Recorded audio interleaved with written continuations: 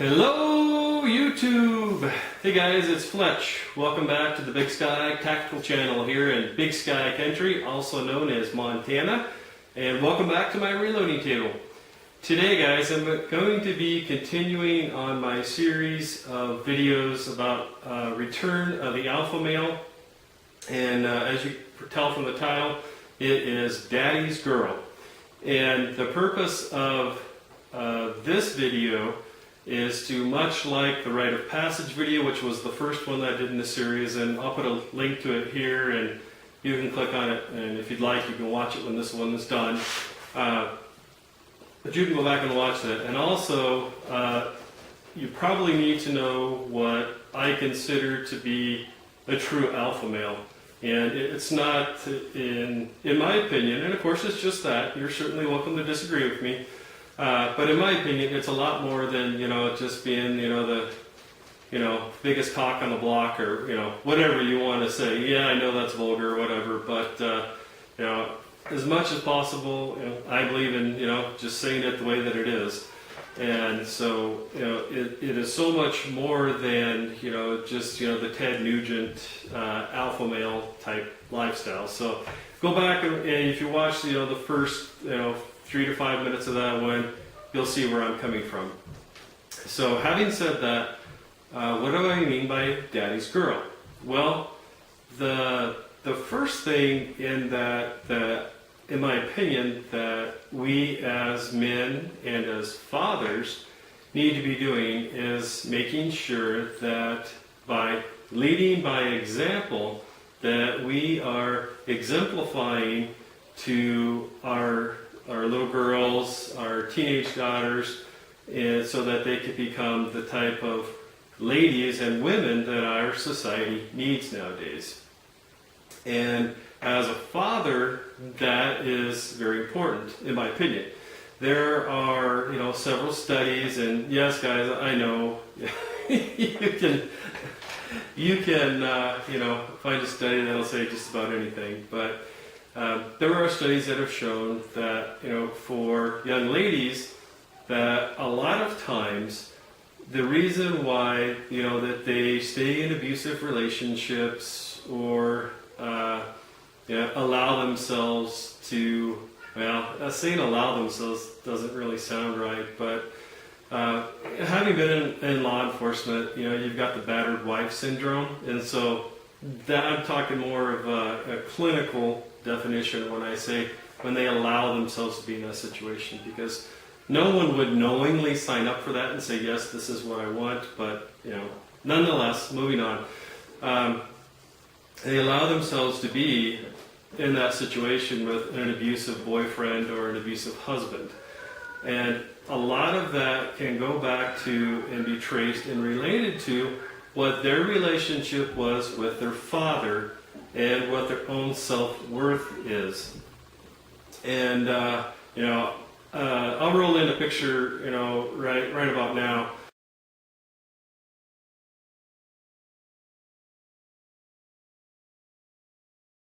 Showing, a picture of me and my oldest daughter when she was about 2 years old. And, in my eyes, she will always be that age in my heart. I love her that much. I always will. But as best I can, I need to be exemplifying to her the type of man that I want her to marry. And the most important part of that is that, chances are she will get married at some point in her life. She may have children. Well, those children are still my grandchildren just as much as, any of my sons that would get married and have children. If they have boys, they're still just as much of my male offspring as what my boys' sons are. Yes, they may not have my last name, but they are still just as important and just as much my offspring, just as much a part of my legacy as what the children of my boys are. So having said that, to me, it is just as much, if not more important, to make sure that I am teaching my daughters what to look for in a man.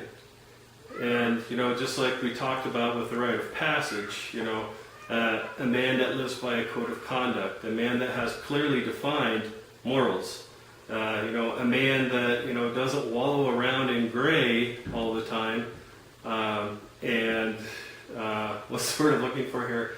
Doesn't have a PhD in situational ethics. And some of you will know what I mean.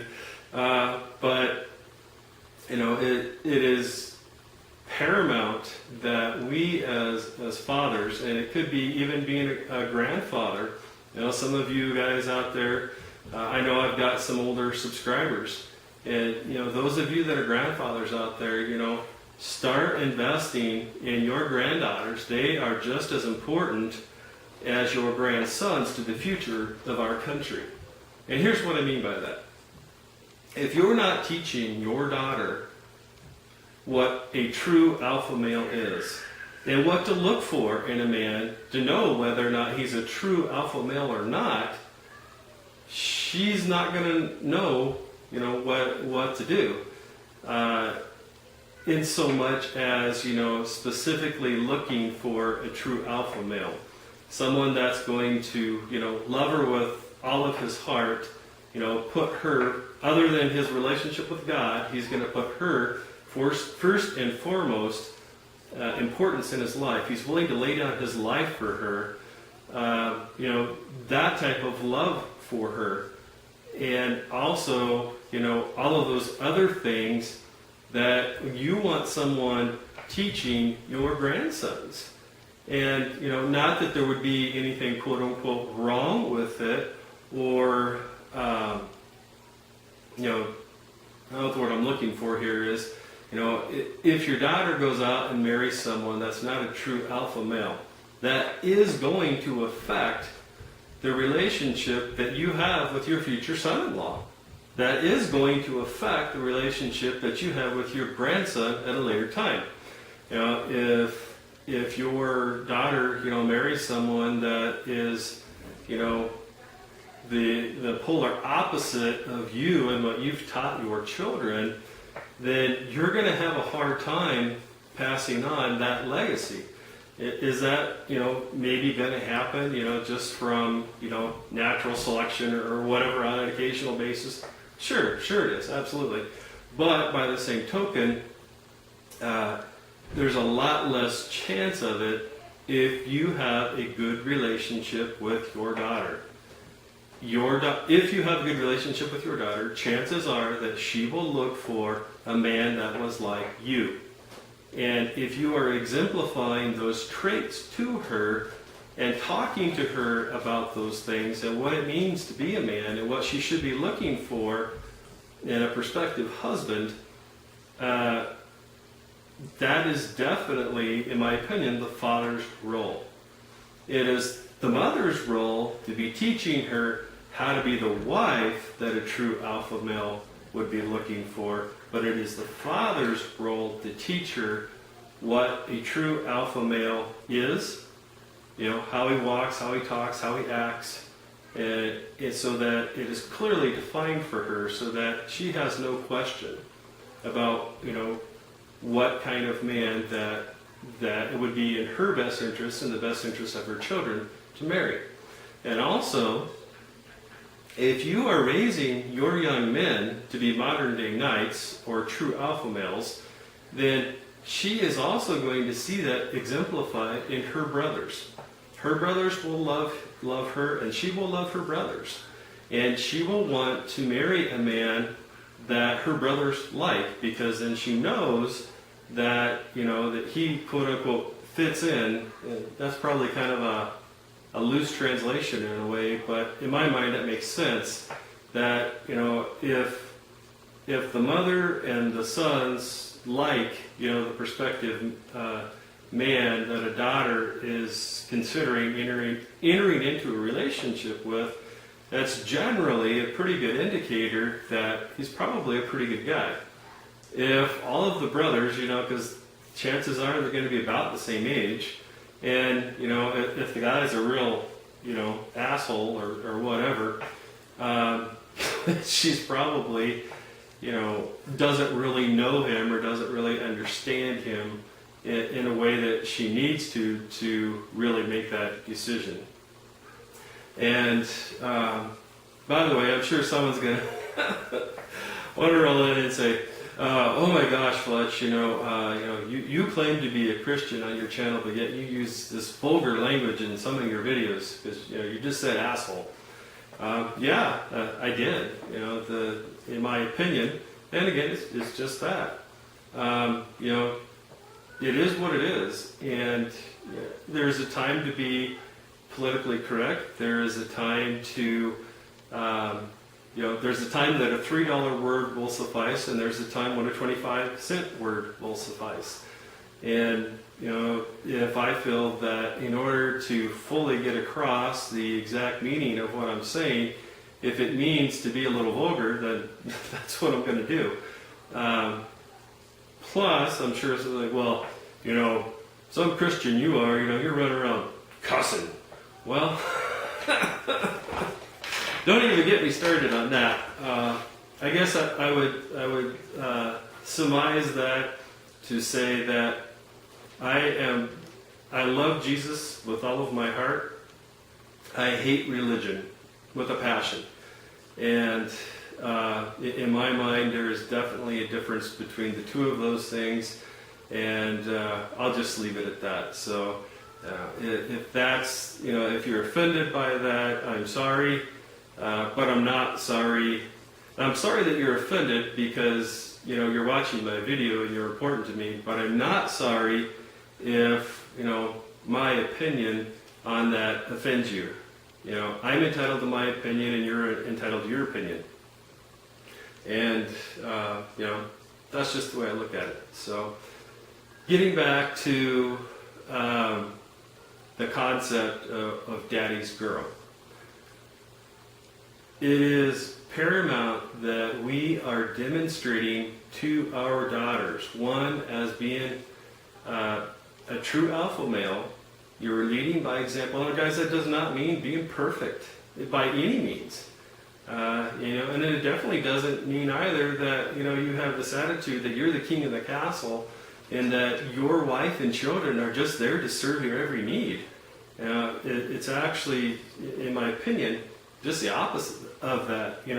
As being a true alpha male, you need to be seeking out ways that you can serve your children, and so that you can be, ministering to them, meeting their needs, and making sure that you have a good relationship with them, whatever that may be, however that may be defined in your family. I'll roll in a clip here, or just a picture of me teaching my 8-year-old daughter to shoot.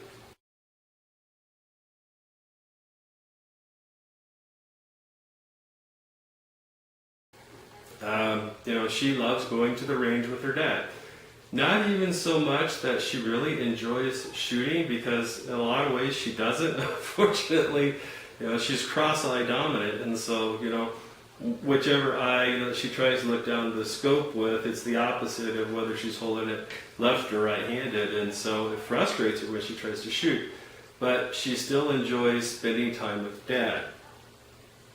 But also, that means that on occasion, that I'm also willing, to play tea party with her, and things like that, so that I'm meeting her where she's at, not just allowing her to be a part of my world, and making sure that I'm including her when I go to the range and take all the kids that want to go.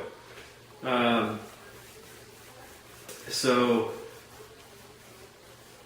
part of that is also teaching your young ladies that to not be afraid of firearms, in my opinion.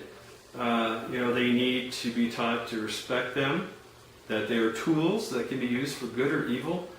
Blaming firearms for killing people is like blaming pencils for misspelled words.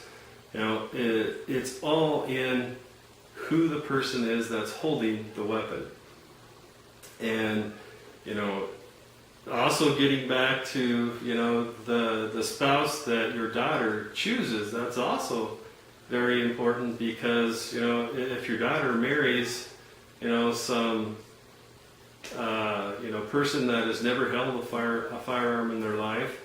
They grew up like maybe a big city, where they were taught in the public school system that all guns are dangerous, and that kind of mentality, that you're a fool if you have guns in your house and you have children. And if she marries someone like that, that is going to make your role as being the patriarch of your family extremely difficult. Because your future son-in-law is not going to be willing, chances are, to go out to the range with you, or allow you to take your grandson out to the range and things like that. Plus, she may also be a lot more susceptible to being in a abusive relationship. And as long as we're talking about that, guys, if any of you are out there and you have an anger management problem or something like that, and if for no other reason than this, just remember this, guys, that just like you've got battered wife syndrome, men also have anger control issues.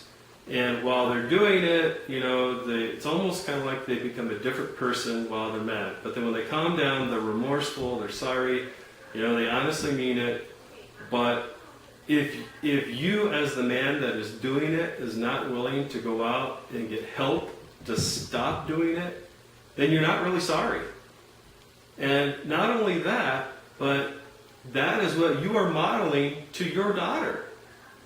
Do you want your daughter to marry someone that beats her or verbally abuses her or takes advantage of her? Of course not.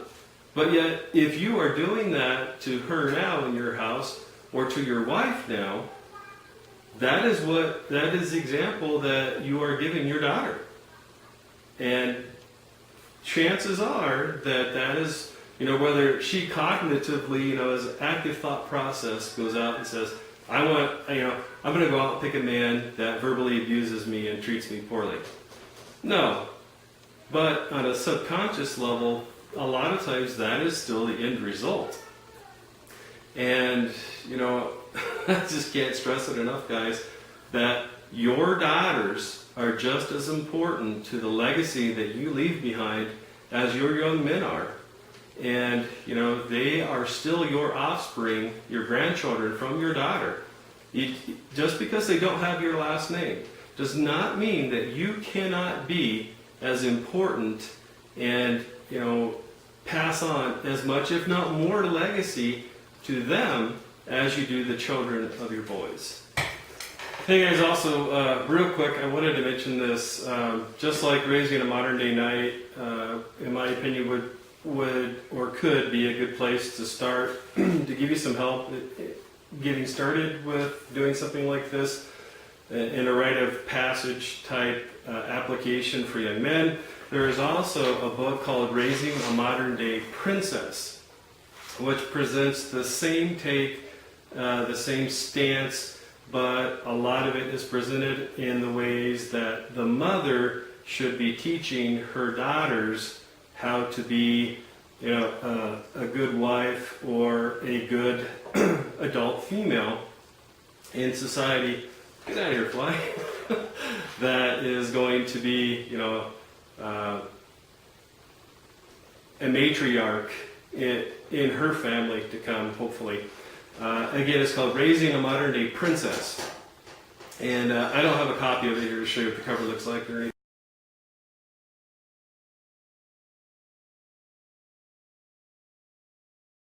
anything. But I'll put my affiliate link down below to Amazon if you want to go and take a look at it.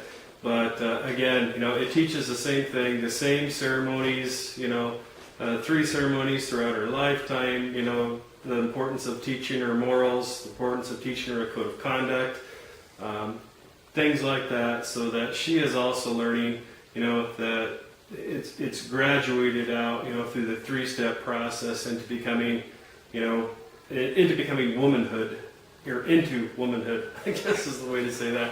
But I also wanted to tell you guys about that. So again, it's called Raising a Modern Day Princess. All right, guys, that's all I had today. If you have any questions or comments, please feel free to leave them. Well, thanks again, guys. I greatly appreciate it. I hope you're having a blessed day. We'll talk to you later.